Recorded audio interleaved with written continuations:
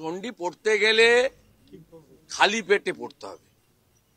চণ্ডী পড়তে গেলে চণ্ডী হচ্ছে খুব শক্তিশালী মন্ত্র। দুপুরবেলা ভাত খেয়ে বিকালবেলা ইফতার পার্টিতে যাওয়ার মতো চণ্ডী পাঠ করবেন না। চণ্ডীপাঠ করতে গেলে খালি পেটে পড়তে হবে, খুব শক্তিশালী মন্ত্র, পায়ে জুতো রাখা যায় না, শুদ্ধ হয়ে করতে হবে। চণ্ডীপাঠ করতে গেলে প্রণব মুখোপাধ্যায়ের মতো চণ্ডীপাঠ করুন। দুপুরে ভাত খেয়ে বিকেলে ইফতার পার্টিতে যাবার মতো চণ্ডীপাঠ করবেন না। শুক্রবার ব্রিগেড পরিদর্শন করতে এসে নাম না করে মমতা বন্দ্যোপাধ্যায়কে কটাক্ষ করলেন বিরোধী দলনেতা শুভেন্দু অধিকারী। প্রসঙ্গত বলি, 24শে ডিসেম্বর রবিবার ব্রিগেডে রয়েছে গীতা পাঠ কর্মসূচি। তারই প্রস্তুতি খতিয়ে দেখতে এদিন ব্রিগেডে আসেন শুভেন্দু। উল্লেখ্য, এই অনুষ্ঠানে হাজির থাকার কথা প্রধানমন্ত্রী নরেন্দ্র মোদী। কি বলছেন এই বিষয়ে বিরোধী দলনেতা শুভেন্দু অধিকারী, শোনাই আপনাদের। চণ্ডী পড়তে গেলে খালি পেটে পড়তে হবে। চণ্ডী পড়তে গেলে চণ্ডী হচ্ছে খুব শক্তিশালী মন্ত্র, পায়ে জুতো রাখা যাবে না, শুদ্ধ হয়ে করতে হবে।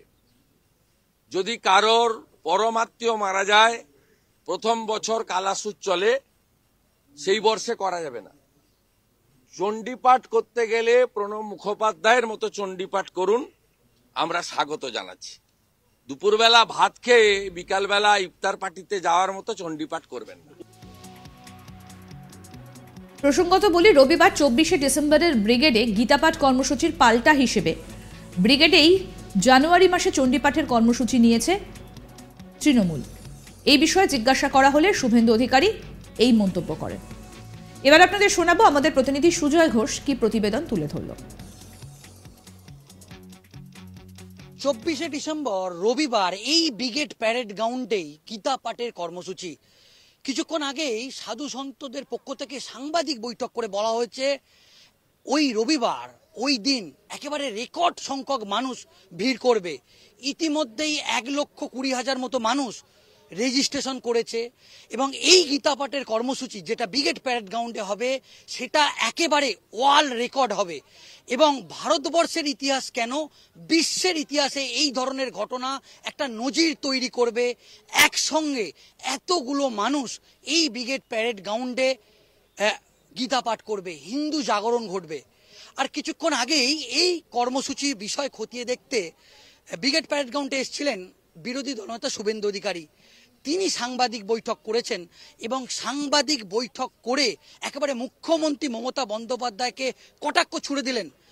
তিনি মুখ্যমন্ত্রীকে নিশানা করে বললেন, কারণ এই গীতা পাঠের পাল্টা কর্মসূচি ঘোষণা করেছে তৃণমূল কংগ্রেস।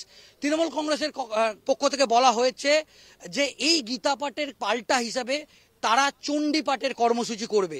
যদিও জানুয়ারি মাসের 22 তারিখ এই রকম একটি দিনে তারা এই ব্রিগেড প্যারেড গ্রাউন্ডে গীতা পাঠের পাল্টা চণ্ডীপাঠ কর্মসূচি করবে এবং সেই বিষয়েই কটাক্ষ ছুড়ে দিলেন শুভেন্দু অধিকারী। তিনি বললেন, ইফতার পার্টিতে যেরকম ভাবে ভাত খেয়ে ইফতার পার্টি করা হয়, ঠিক চণ্ডী পাঠেও যেন ভাত খেয়ে চণ্ডী পাঠ না করা হয়। চণ্ডীর যে পুজো, চণ্ডী যে দেবতা, সেই আরাধ্য দেবতার কর্মসূচিতে কিন্তু একটা নিয়ম আছে, একটা নিষ্ঠার সঙ্গে সেই কর্মসূচি করতে হয় এবং তিনি নাম না করে তৃণমূল কংগ্রেস দল এবং সরাসরি মুখ্যমন্ত্রী মমতা বন্দ্যোপাধ্যায়কে আক্রমণে নিশানা করলেন।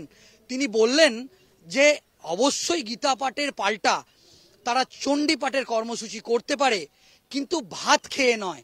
তারা যেন নিষ্ঠার সঙ্গে এই কর্মসূচি করেন এবং তীব্র কটাক্ষ তিনি ছুড়ে দিলেন এবং তৃণমূল কংগ্রেস এবং মমতা বন্দ্যোপাধ্যায়কে কড়া আক্রমণের নিশানাও করলেন। আক্রমণ সারালেন শুভেন্দু অধিকারী। আরো একবার শোনাই আপনাদের কি বললেন বিরোধী দলনেতা।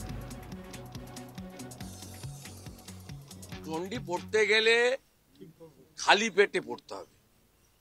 চণ্ডী পড়তে গেলে চণ্ডী হচ্ছে খুব শক্তিশালী মন্ত্র, পায়ে জুতো রাখা যাবে না, শুদ্ধ হয়ে করতে হবে।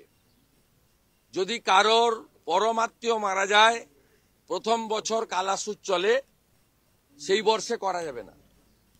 চণ্ডীপাঠ করতে গেলে প্রণব মুখোপাধ্যায়ের মতো চণ্ডীপাঠ করুন, আমরা স্বাগত জানাচ্ছি। দুপুরবেলা ভাত খেয়ে বিকালবেলা ইফতার পার্টিতে যাওয়ার মতো চণ্ডীপাঠ করবেন না। বারে বারে এই আক্রমণের নিশানা কখনো রাজ্যের মুখ্যমন্ত্রী মমতা বন্দ্যোপাধ্যায়, কখনো রাজ্য সরকার, আবার কখনো বা রাজ্য সরকারের প্রথম সারির নেতা নেত্রীরা। আর চণ্ডীপাঠ করতে গেলে খালি পেটে পড়তে হবে। খুব শক্তিশালী মন্ত্র, পায়ে জুতো রাখা যায় না। কার্যত নাম না করে আবারও আক্রমণের নিশানা করলেন রাজ্যের প্রশাসনিক প্রধানকে বিরোধী দলনেতা শুভেন্দু অধিকারী। আরও আপডেট পেতে আজ তাক বাংলার ইউটিউব চ্যানেল সাবস্ক্রাইব করুন, নোটিফিকেশন পেতে বেল বাটন অপশন প্রেস করুন। এই ভিডিও সম্পর্কে আপনাদের মতামত জানান, কমেন্ট করুন, শেয়ার করুন, হোয়াটসঅ্যাপে ফলো করুন আজ তাক বাংলা।